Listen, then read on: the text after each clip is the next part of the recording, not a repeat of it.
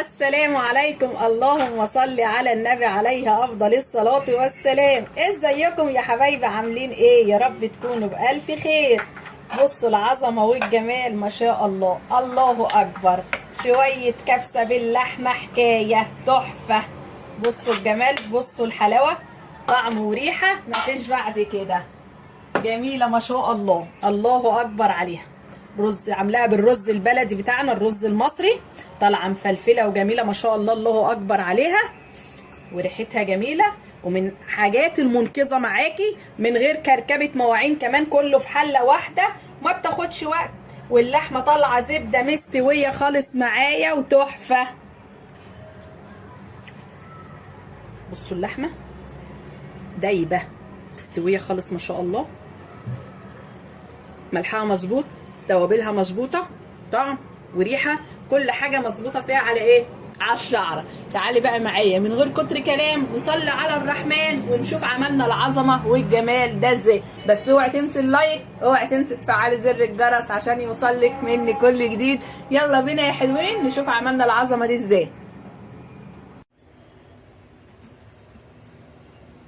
تعالوا بقى معايا كده، هنا الحله بتاعتي على النار، هحط فيها معلقتين زيت، بسم الله الرحمن الرحيم، واحط كمان معلقه سمنه عشان دي اللي هشوح فيها السمنه فيها اللحمه،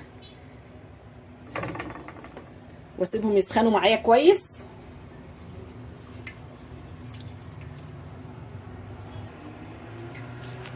هنزل الاول بالتوابل بتاعتي، الحاجات اللي هي الجافه معايا دي، عودين قرفه، وحدتين لومي، ورق لورا، 3 وحدات من القرنفل، او 3 اللي هو المسمار، 3 بس.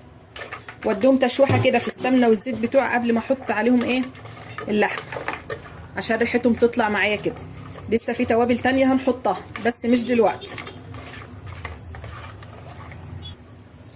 كده هنزل باللحمه على نار عاليه، والاكله دي بتنفع معاكي باي نوع لحمه تعمليها، لحمه موزه، لحمه من الفخده، من الرقبه، اي نوع لحمه بينفع فيها.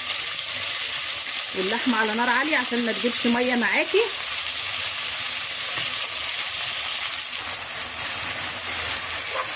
كده اللحمه احمرت معايا، هقلبها على الناحيه الثانيه وهسيبها برضو لما تحمر خالص، وعلى نار عاليه زي ما احنا شغالين كده. مش هتجيب معاكي ميه، لو وطيتي عليها النار هتنزل ميه كتير معاكي وهتبقى عامله زي المسلوقه. بصوا كده اللحمه اتحمرت معايا خالص اهي ما شاء الله عليها، الله اكبر. هنزل ببصلايه، هفضل برضه اشوح في البصلايه مع اللحمه لعند ما البصلايه اتكرملت معايا كده وادتني اللون البني. ممكن تحطي قطايه مبشوره في المرحله دي برضه معاها، او ممكن تحطي جزرايه مبشوره، بس انا هستكفى بالقطايه. هسيبها كده برضه تتشوح كده مع البصلايه، والبصلايه تاخد لون معايا. ايدك كده في البصلايه عشان ما تتحرقش منك، احنا عايزينها تدي لون بني حلو كده. هي كده لونها جميل ما شاء الله. هنزل عليها بميه مغليه، ما ينفعش تنزلي عليها بميه ساقعه على اللحمه، اللحمه هتنشف معاكي اكتر وهتغيب معاكي في السوا. معايا هنا كوبايتين ميه، انا مش هنزل بكميه الميه كلها، لو اديتها ميه كتير هتبقى عامله زي المسلوقه كده معاكي ومش هيبقى لها طعم. انا اديتها كوبايتين ميه تشرب الميه وتعمل معايا صوص بني حلو كده، وارجع ازودها تاني ميه لعند ما تستوي معايا. ولسه برضو ما حطيتش التوابل بتاعتنا، هسيبها بقى لما تستوي وهدي عليها النار، الميه بتاعتها تخلص هزود ميه تانية وبرضو ميه مغليه.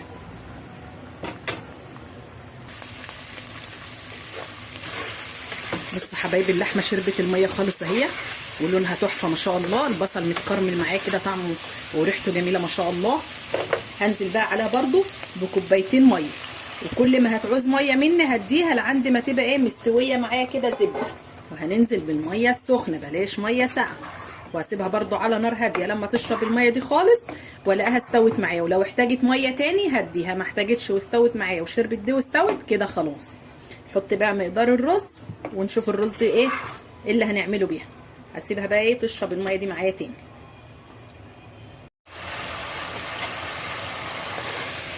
بصوا حبايبي كده اللحمه بتاعتي استوت، هزودها بقى الميه عشان نحط الرز.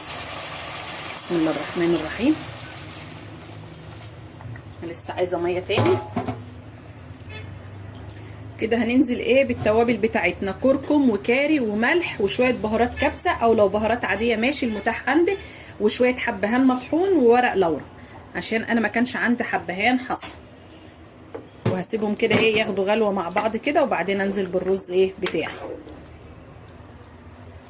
كده الميه غليت معايا، انا هعملها بالرز المصري بتاعنا. عايزه تعمليها برز بسمتي ماشي، اللي تقدري عليه اعمليه، تبقى طعمها حلو قوي بالرز المصري برضو. وعارفين الرز المصري الكوبايه بتاخد كوبايه رز، لكن البسمتي الكوبايه بتاخد كوبايتين. كده ظبطت الميه بتاعتها زي ما قلت لك، كوبايه الرز المصري بتاخد كوبايه ميه، والرز البسمتي الكوبايه بتاخد كوبايتين ميه. وظبطت الملح بتاعها. هسيبها بقى لعند ايه ما تغلي معايا، وبعدين اوطي له النار واسيبه يتردد لعند ما يستوي، زي تسويه الرز العادي خالص. الرز بشعريه، الرز الابيض، الرز حبه وحبه، هو نفس التسويه بالظبط. اسيبه بقى ايه لما يستوي واوريهولكم ان شاء الله بعد ما يستوي. بس اوعي تنسي اللايك، واوعي تنسي تفعلي زر الجرس عشان يوصلك كل جديد. اوريهولكم بقى بعد ما يستوي. بصوا حبايبي الكبسه بتاعتنا بعد ما استوت ما شاء الله، طعم وريحه الله اكبر عليها، والرز مفلفل وجميل ما شاء الله. بصوا الرز بتاعها مفلفل واللحمه مستويه، من الاكلات المنقذه وما بتعملش مواعين كتير، هي كل حاجه في حله واحده. والف هنا للي هياكل واللي هيجرب. وده كان الفيديو بتاعي معاكم النهارده، يا رب الفيديو يكون عجبكم، واترككم في رعايه الله.